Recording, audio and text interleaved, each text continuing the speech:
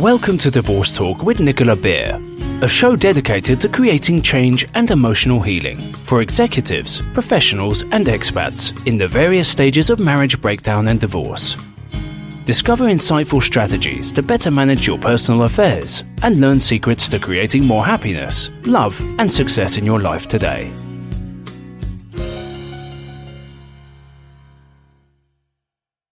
Hi and welcome, this is Nicola Beer and I'm going to be talking to you about infidelity today. How to help your spouse heal from your affair. If you've had an affair but have regrets and hope to save your marriage, don't let another mistake-ridden day go by without listening to some of these tips.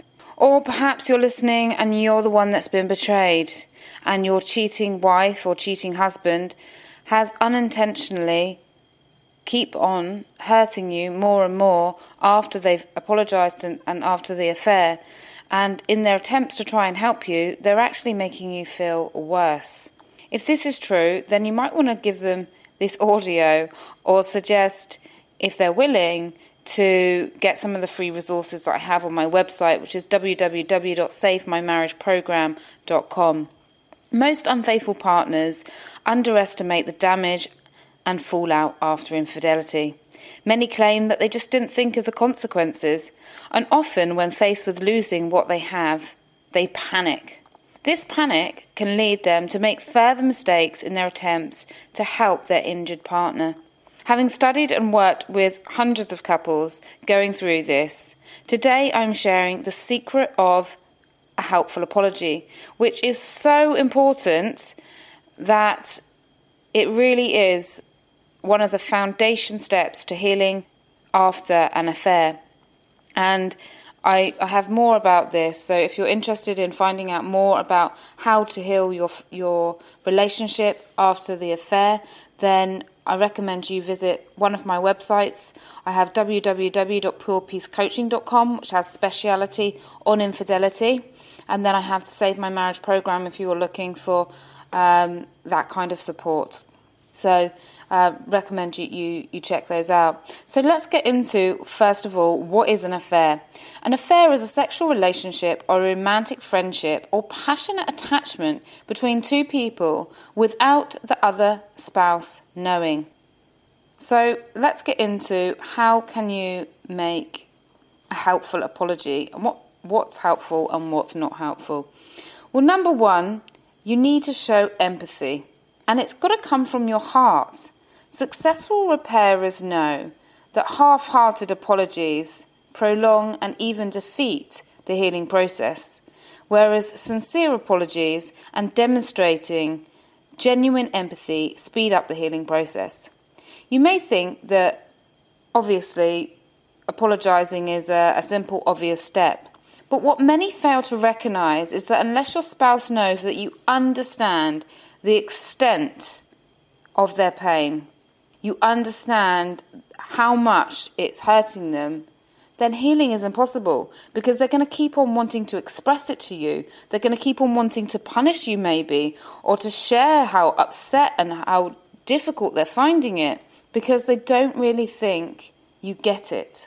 So you could save yourself and them a lot of pain and wasted time if you really, really show them how sorry you are and really, speak from your heart and show them that you understand the devastation caused. In order to explain what I mean by a helpful, heartfelt apology, let me first go into detail about unhelpful apologies I've heard over the years. For example, I'm sorry if I've upset you. I'm sorry if I've caused you pain. If can cause offence. It's clear that you've caused pain, and this may lead to a reaction like, what do you mean, if? Is there any doubt that I'm suffering? Do you think I'm making this up?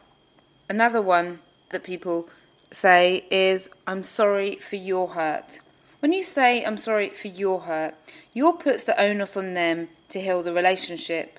Sometimes the person that's been betrayed can think, I've got to deal with this hurt, and then I've also got to save the relationship because I've got to get over it. And actually it's a joint effort. It's hurt both of you in the relationship. Both of You need to heal, and so does the relationship. And so sometimes if you say, I'm sorry for your hurt, it can leave them annoyed because you haven't acknowledged the damage to the relationship as well as to the future you have together as well. Another one that a lady complained that her husband said is, I'm sorry for whatever damage I have done. Clearly the word whatever is never a good idea, because often when someone's been hurt, they want you to know exactly why they're hurt, what's going through their mind, so that you can show that you've understood the pain they're going through. So rather than offer empty apologies, other ones that just say, I'm sorry, let me give you some examples of how to show you're sorry in an engaging way, and how you can emphasize and empathize with them. So here are some helpful apologies. I feel terrible for how badly I have hurt you. I deeply regret the pain I have caused you. I will do whatever it takes to make this up to you. That must have felt awful. I can't imagine how you feel right now. I'm so sorry. I love you, and I promise never to betray you again.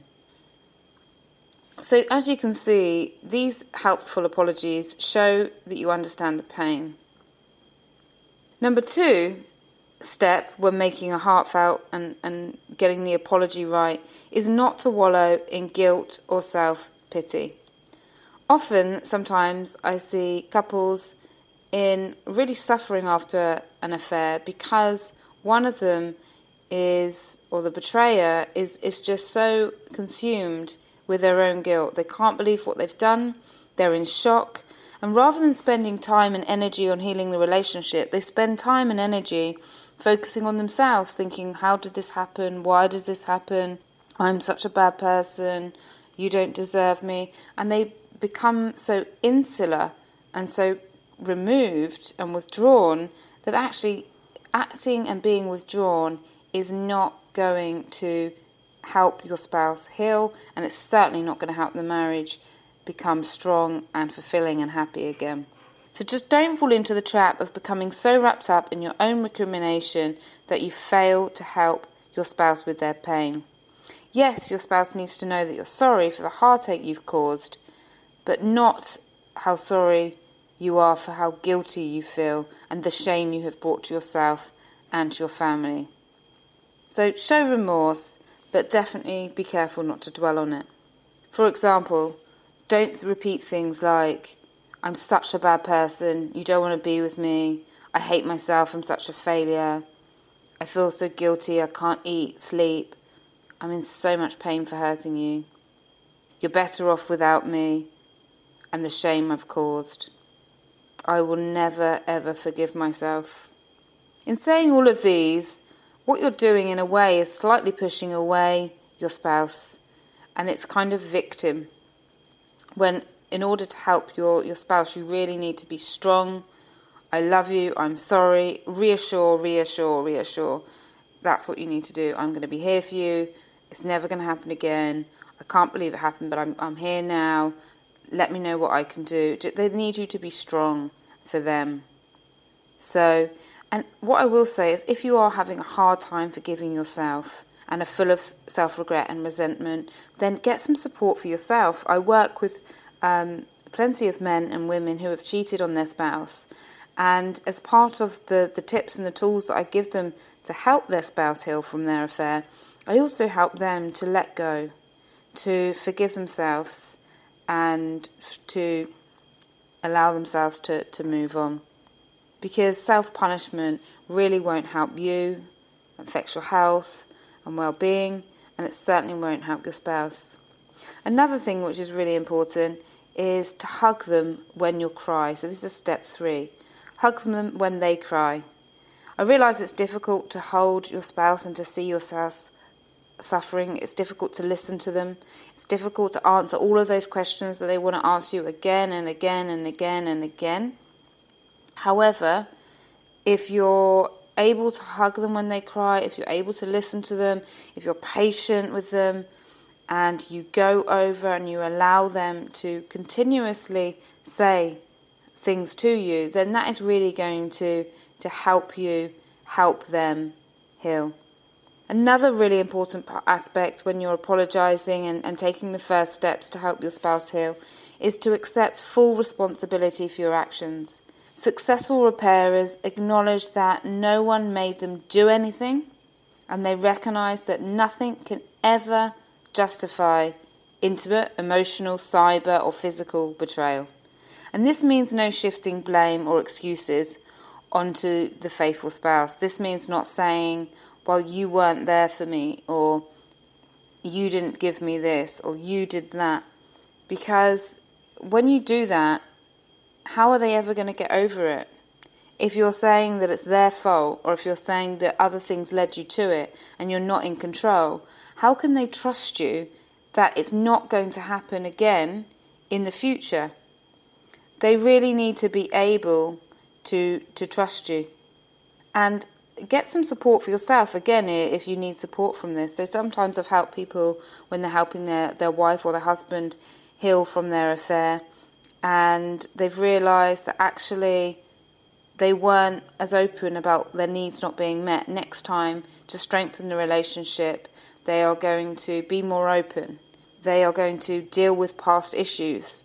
They are going to face or break some addictive habits. So what do you need to take responsibility for that's going to strengthen your relationship?